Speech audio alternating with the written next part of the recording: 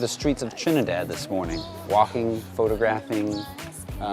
We're in a group, a loose group. People are getting time to stop and take pictures where they see something interesting. Again, sun's starting to get bright. We started at 8 a.m., but you know, here in the tropical area, the sun's getting bright pretty quickly, but you can stick to the open shade and get some nice shots. Trinidad is really known for its colors. Most of these buildings are still painted or kept up, at least paint-wise, so there's just a lot of fantastic colors here. And the cobblestones, or I should say cobblestone streets. So I'm standing in the main square of Trinidad. The building behind me, the first level of it was built in the 1790s, but over here we've got a house, 1742, 1743. We're talking just 50 years after Columbus sailed. There's some serious history here as far as Americas go. Things don't get much older than that until you get down to those Aztec pyramids and Incas. Again, you know, I don't think I have a whole lot of photography tips here other than I'm, you know, watching for the hard shadow sun, trying to minimize photographing in that area, as you can see over here. Although there's that cool shadow right now of the lamp on the wall. So things like that are interesting, but for the most part, if I'm trying to capture the colors and textures, I'm sticking to the all shade side of the alleys. I'm also looking for patterns in the cobblestones and the bricks to pick up those pieces as well. And truthfully, I've been shooting almost all video for you guys. I haven't really shot too much stills because I get to come back here next week on the second tour. And I hope and plan to shoot more stills then. But even if I don't get a chance to, I'm okay with the video I'm shooting.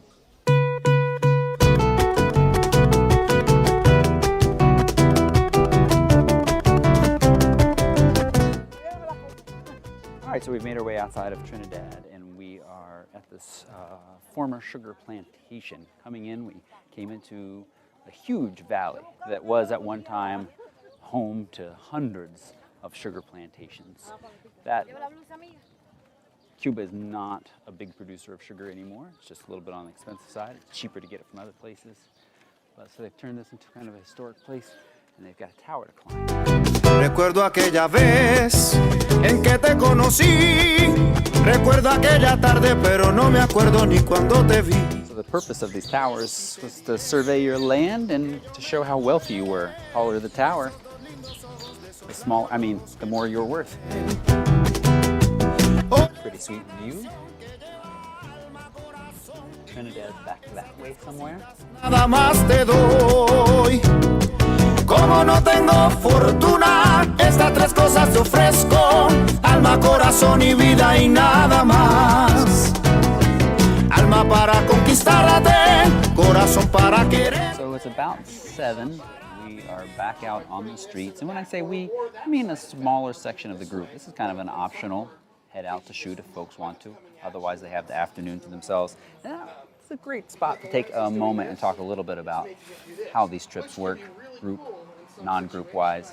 Prior to doing a trip like this, I didn't really think I loved the idea of group. I was one of those guys that'd be like, well, don't I always want to go left when the rest of the group is going right? Or don't I want to spend more time here when it's time to go someplace else? And it turns out that one of the things that the McKays do that I've experienced on these trips over the course of them is provide options and free time during the course of the trip so that you can go left, you can spend some time. And especially nice to go out, go shooting with somebody who has an amazing eye and can give you lots of tips and tricks and help you create some amazing images. And then later on in the afternoon, you have some time to go out on your own if you want, or go out again with a group, or sit at a bar and have a buccaneer. It's all up to you. So we've just come up this alley, and we've got this great old green car. You guys want to see what they're doing in this too? Just to right get a here. feel for what they're doing? You don't have to. It's kind of a cool. You can still do it with a 24. What are you showing right now, Dave? I'm showing how, like, with a wide-angle lens or going wide, that the since the glass is doing this And a lot of times we don't want like arms getting big or things getting bigger in the corners of those lenses, but then we can play into that. So in this situation here, with this vehicle, getting in really close and giving it a sense of this, the perspective is wrong, but it makes it really cool because the perspective will get really, really big here and then follow back, and it can get really, really close to the car.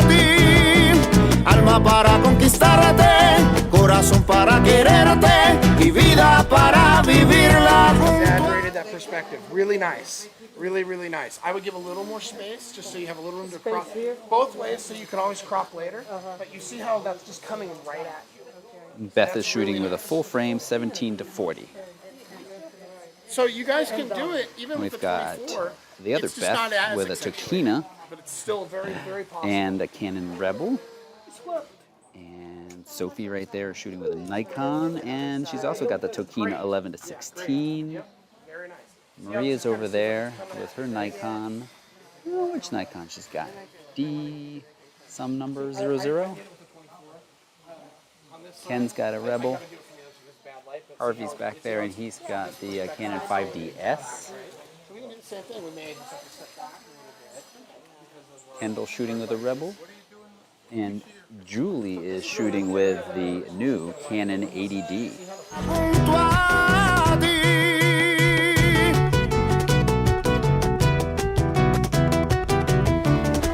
We've probably been out for about an hour or so. Just so much to shoot here, as you've heard, in this town of Trinidad, if you forgot where we are.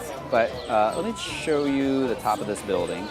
Crazy stuff growing out of it, all run down. Kind of already spoiled it, but it's a bar. It's pretty fancy inside. Alma, corazón y vida y nada más. Alma para... So I thought as we wrap up our stay here in Trinidad at our Casa Particular, I'd take you on a quick tour upstairs of the kitchen and just show you, you basically can think of this as a bed and breakfast. We're staying in somebody's house. So I think that's been fascinating to be able to see how somebody in Trinidad lives. Somebody being Mary Louise. Kitchen. Sink. Ay, qué feo. A little tap. Hot water. Esto, el calentador de agua, See. para el agua caliente de la ducha. Shower. And when you wash dishes, Sí, Sí. agua caliente. caliente.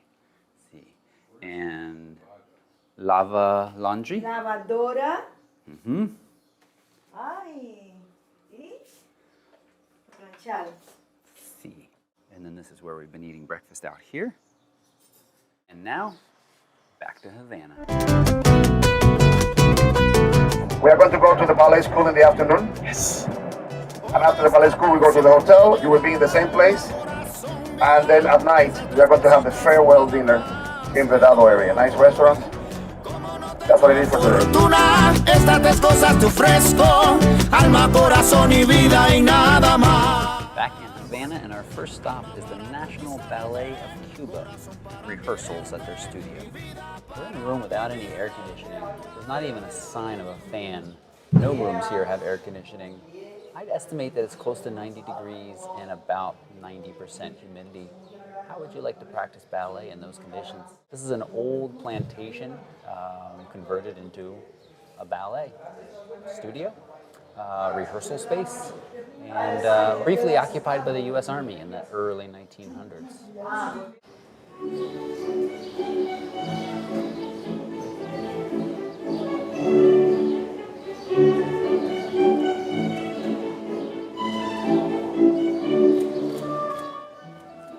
So we're down in the courtyard area now, and a large group is practicing for a June performance. Quick check-in on the heat. The sun is out. We're in the shade, but it's over 90 degrees and very humid. No fans here either. What I love about our guide, we were just passing by where they're clearly setting up for some big performance right in the middle of the street. He wasn't sure what it is. Opened the door of the bus, talked to somebody right outside, figured it out without even really slowing down. So we're on our final night of the final tour group, and I just want to make sure that you all know that all of the knowledge I've been sharing with you have been because of our fantastic guide, Eliseo. You have been awesome and just full of knowledge about the country, about the government, anything that we might want to know. Or like we wanted a peso with Shay on it, you pulled out that for us, telling us how much we should spend on taxi rides, on food, helping us out when we overspend. So I wanted to thank you very much for that. And I also wanted a little bit of help from you in pronouncing, may I take a photo of you? Because as people come to Cuba, they should be asking nicely. So, Muy bien, muy bien. ¿Puedo tomarte una foto, por favor? gracias. So thank you. My pleasure. And just like that, 3 weeks in Cuba is done. I'm standing here in a hotel room in Miami. We are going back. October 2017 is the rough plan. I'll put a link right down below where you can put your information in if you are interested in being on the list to know when that is officially released and could come along with us.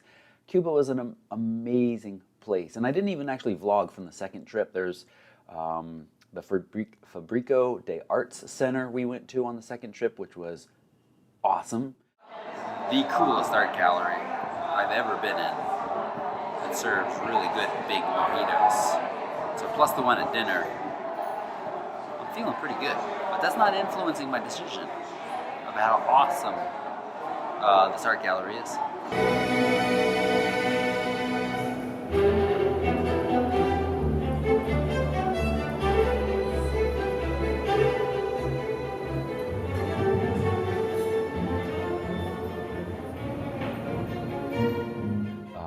Watching that storm roll in over the sugar plantation valley. Big storm. Snorkeling in Bay of Pigs.